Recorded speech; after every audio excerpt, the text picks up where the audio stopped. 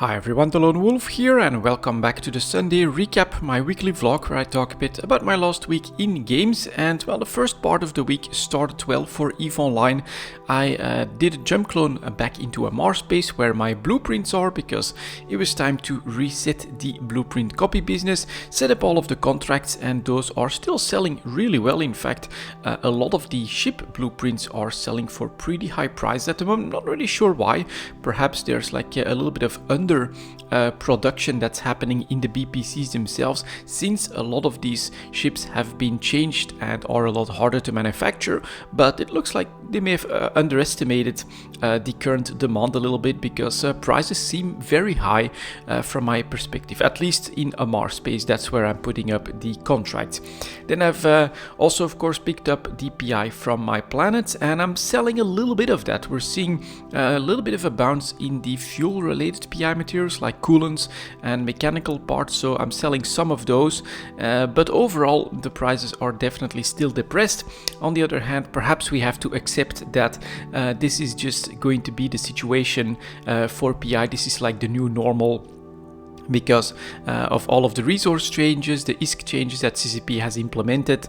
The passive ways of making ISK have basically gone down in value substantially, and that's what we're seeing now with those lower PI prices. So I'm not really sure if I'm going to go into more aggressive selling. Right now it's just been a couple of small batches that I felt like, you know, I'm not going to spook the market with these amounts, but I definitely have some pretty big stockpiles left that could be a problem if I would dump them all at the same time. While being in a Mars space, I also took the chance to, of course, do a little bit of exploration. That's what I tend to do there in the Ishtar. It's been going decently well, a surprisingly large amount of combat sites available there. I mean, the burning down of structures is definitely something that has like reduced density, I would say, around the Dital area. And so every single one of my rounds that you've seen me do before on videos has yielded at least one, if not 2 to 3 good combat sites with potentially good drops. Not very good for me last week, the drops themselves, but overall the opportunities were quite plentiful, and that was pretty nice to do. After that, when we were done, I jump cloned back to Iona, to Galente's space, where I continued my regular pattern, mostly focusing a little bit on that production of some stuff. I even made a couple of these Tick 1 frigates that, you know, probably not great in margins, but I was actually running out of blueprints for munitions and for modules, so I switched to a couple of frigates. I'm holding these in reserve for the longer term, nothing too special there. But I also did start to notice that those margins were dwindling, because, well, the minerals are recovering a little bit, right? We're seeing some upwards pressure back in the titanium market, in the pyrite market, and so it's given me a good time to it was a good time, I would say, before last week, to buy very cheap Zydrine, Megasite, Noxium. Well, that's relative. Noxium is extremely expensive, but I could very easily pick up what I needed and what I wanted through a buy order. Nothing too major, of course, not billions of ISK or anything like that, but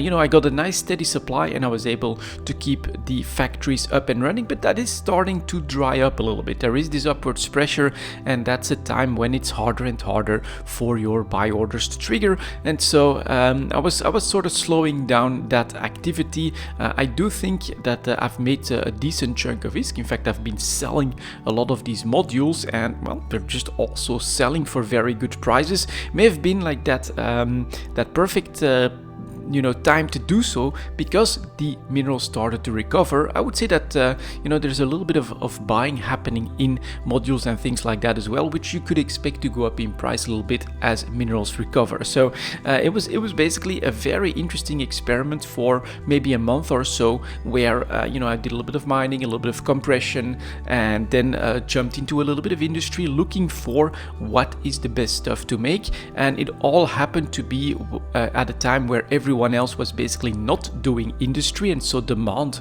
for the base materials dropped off, allowing me to pick up some really cheap minerals.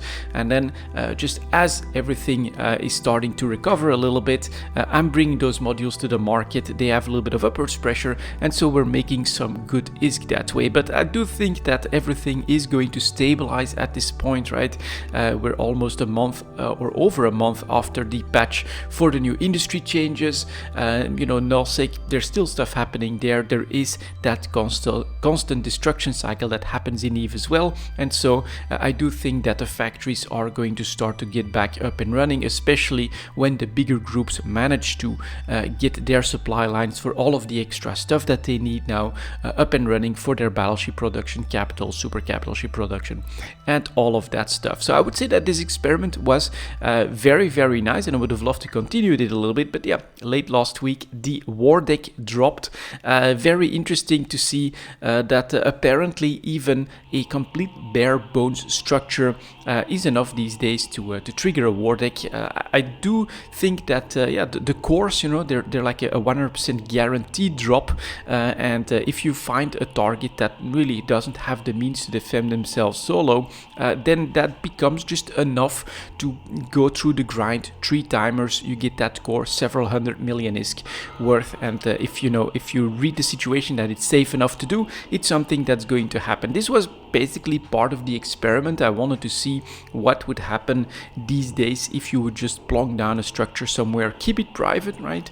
Although I did of course announce it to to almost the entire EVE universe, you could say, by making a video about it. But this is really the goal, and yeah, that does mean that it attracts attention very, very quickly, which is an important lesson to note and to learn. Now more on that next week as we see how things develop for that war deck. But overall, right, don't feel bad about this or anything like that. I think I said that right from the start. This is a structure that was written off, a little bit of an experiment. If it works out, if I can do a lot of compression, if it stays up, that's fine. If it doesn't, that's also fine. It's just part of the learning experience. Some of you guys already offered help as well. I'm really grateful for that, but as I've said, you know, I kind of want to see this from the solo player perspective. A new player is not going to have that kind of a backup or anything like that. So this is the experience that I'm looking for. This is exactly what I'm getting, and well, it's very tough out there. Let's just put it that way.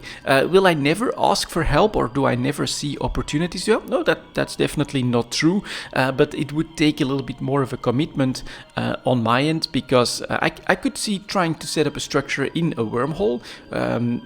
You know, some of you guys said don't do it, but I still think a C1 with a high-sec static where only up to battle cruisers can go in there could be very interesting, because then I could ask you guys for help. I could invite you guys in, you know, freeport that, and then I would not be completely solo. Anyone that would choose to help me could have the opportunity, and you'd always have a high-sec access, so it would be easy, normally relatively easy to get that going without having to, you know, worry about getting you guys into a war or anything like that. So there's definitely options. It is a sandbox after all, but it would take a little bit more effort and definitely a different place than HiSec for something like that to materialize. But I'm thinking about these types of things. I'm just not really sure what we are going to do next, because, well, we don't really know what CCP is developing at the moment, and I'm getting that feeling with the current event that the CCP is experimenting a little bit and looking at a lot of different options. So I'm definitely also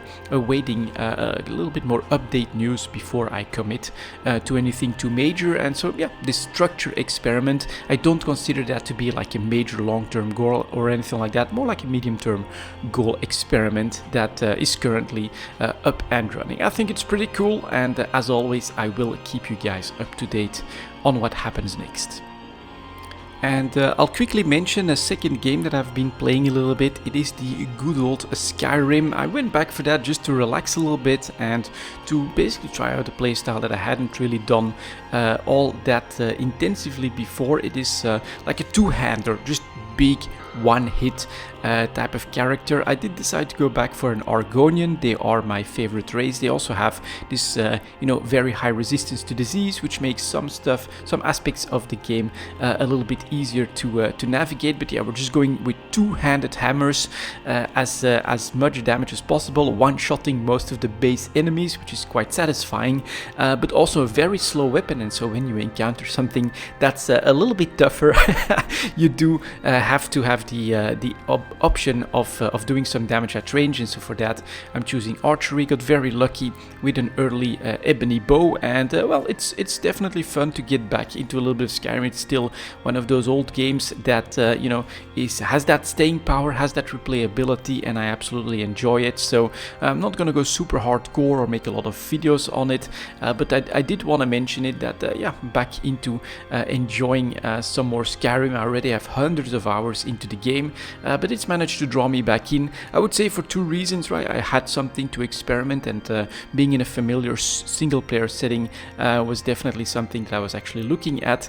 But on top of that, it's a tiny download compared to games these days, and yeah, that's definitely something that's on my mind as well. Although I have this new computer, we get plenty of room. I also don't want like just cram my download with a lot of games, and then without being certain that I'm going to spend a decent amount of time into it. And then a tiny download like Skyrim, we don't need to spend that much time to, in my opinion, make it worth it. Yeah, that really does start to be a little bit of a thing in my thinking there. Am I going to spend like a whole night downloading a game that's like 100 gigabytes, like maybe the what is it called?